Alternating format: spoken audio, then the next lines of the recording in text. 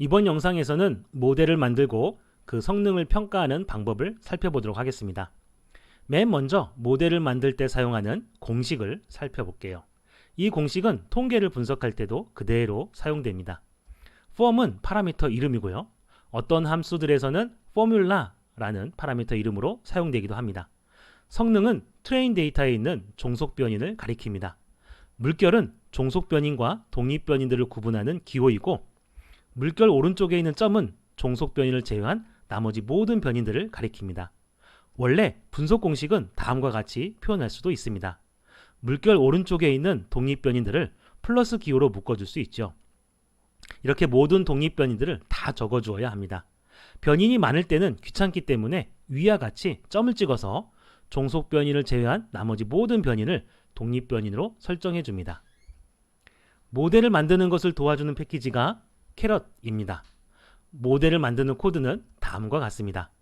빨간색 트레이는 학습해서 모델을 만들라는 함수입니다. 함수는 괄호를 동반하죠. 괄호한 첫 번째가 분석 공식입니다. 순서를 잘 지켜서 파라미터 이름은 생략해도 됩니다. 분석 공식 다음에 콤마를 찍고 그 뒤에는 데이터를 입력합니다. 여기서의 트레이는 데이터라서 함수와 달리 괄호가 없습니다. 함수로 사용하는 트레인과 헷갈릴 수도 있지만 괄호의 유무를 바탕으로 컴퓨터가 알아서 잘 처리해 줍니다. 콤마를 찍고 머신러닝 알고리즘을 메소드라는 파라미터에 입력합니다. RF는 랜덤 포레스트라는 머신러닝 알고리즘을 가리킵니다. 머신러닝 알고리즘에 대한 이야기는 나중으로 미루고, 여기에서는 랜덤 포레스트라는 머신러닝 알고리즘으로 트레인 데이터를 이용해서 모델을 만들라는 뜻이다 라는 것만 이해하고 넘어가겠습니다. 그렇게 해서 만든 모델을 fit rf라는 곳에 저장하라는 뜻입니다. 많은 사람들이 모델을 fit이라고 지칭하는 경향이 있습니다. 거기에다 랜덤 포레스트로 만든 모델이라는 의미로 rf를 구분해서 붙여준 것입니다. 이렇게 하면 안쪽 지름을 비롯한 여러 독립 변들에 따라 성능이 어떻게 결정되는지 컴퓨터가 알아서 학습하게 됩니다. 교차 검증을 하려면 모델이 새로운 데이터를 얼마나 잘 예측하는지 평가해야 합니다. 새로운 데이터로 취급하기 위해 우리는 테스트 데이터를 만들었습니다.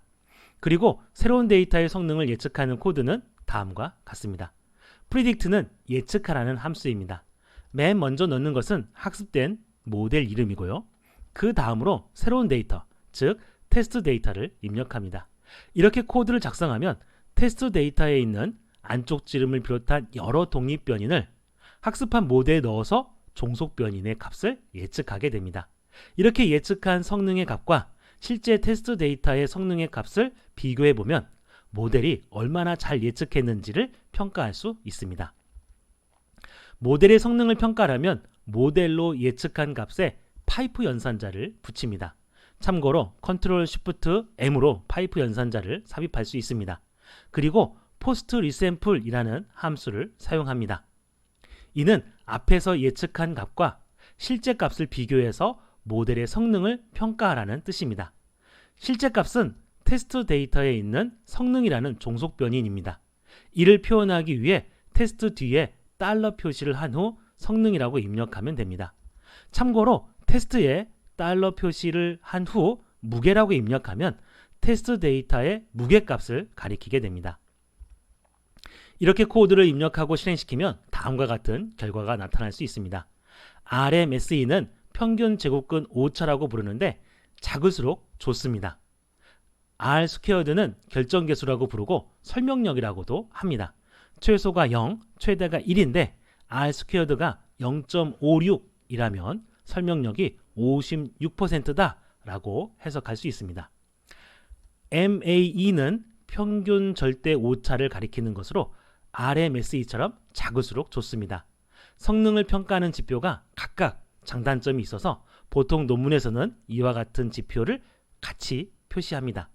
여기에서는 직관적으로 쉽게 이해할 수 있는 결정계수 R-스퀘어드를 가지고 성능을 평가하도록 하겠습니다.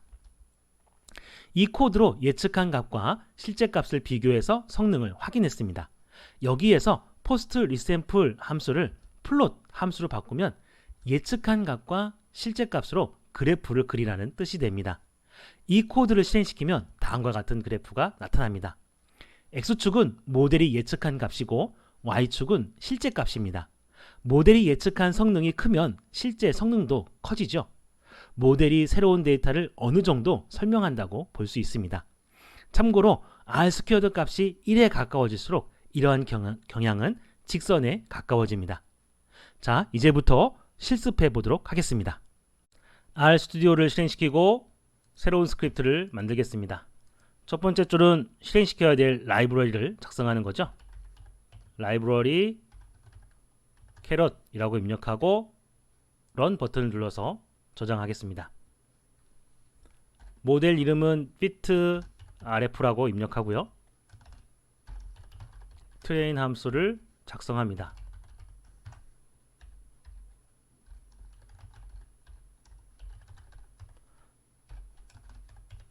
그리고 컨트롤 엔터 치면 랜덤 포레스트라고 하는 패키지가 필요한데 설치하겠냐 라고 묻습니다. 커서를 클릭하고 1 입력한 후 엔터를 치면 관련 패키지를 설치해 줍니다. 그리고 랜덤 포레스트라고 하는 머신러닝 알고리즘으로 모델을 만들어 주죠. 모델이 만들어진 걸 확인해 볼 수 있습니다.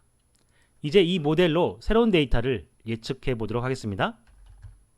predict 모델을 작성하고 새로운 데이터를 입력합니다. 컨트롤 엔터 하게 되면 예측한 값을 확인해 볼 수 있습니다. 실제 테스트에 있는 성능과 비교를 해볼까요? 실제 값은 6.27인데 7.6 정도로 예측했네요. 두 번째 행은 3.64 정도 되는데 3.4 정도로 예측했고요. 맨 마지막에 있는 24번째 행은 7.07 정도 되는데 7.48 정도로 예측을 했네요. 평가 결과를 좀 더 구체적으로 보고 싶으면은 predict 함수 뒤에 커서를 놓고 Ctrl Shift M 파이프 연산자를 입력합니다. 그리고 post example 테스트하고 달러 표시한 후 맨 밑에 있는 성능을 선택해 줍니다. 그리고 run. 자, 이렇게 되면은 흔한 에러 메시지가 보이죠? Could not find function. 파이프 연산자를 지원하는 패키지를 실행시켜라 라고 하는 뜻입니다. 이 파이프 연산자는 tidybus라고 하는 패키지에서 지원해 줍니다. library tidybus 컨트롤 엔터 이렇게 하고 다섯 번째 줄에 커서를 놓은 후 실행시키면은 결과를 확인해 볼 수 있습니다. 이 결과를 시각화하려면 다섯 번째 줄을 카피하고 붙여 넣은 후 post resample 함수를 플롯으로 바꿔줍니다. 컨트롤 엔터 이렇게 하게 되면 시각화 결과를 확인해 볼 수 있습니다. 결과를 저장을 할까요? 04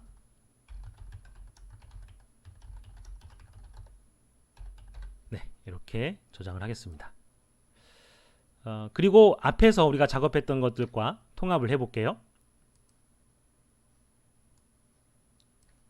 컨트롤 C에서 맨 앞에 컨트롤 V 이렇게 하겠습니다. 그러면 요 캐럿이라고 하는 패키지를 또 써야 되겠죠? 요거는 지우고요. 보통 요렇게 그리고 요것도 좀 정리할게요. tidybus라고 하는 라이브러리는 맨 나중에 작성하는 것이 가장 좋습니다. 그 이유는 기회가 되면 또 설명하도록 할게요. 우리가 해왔던 작업들을 한번 정리해보면 엑셀 데이터를 불러오고 결측치를 제거했죠. 트레인 데이터와 테스트 데이터로 분리를 한 후 모델을 만들어서 평가를 했습니다. 이것도 구분하기 위해서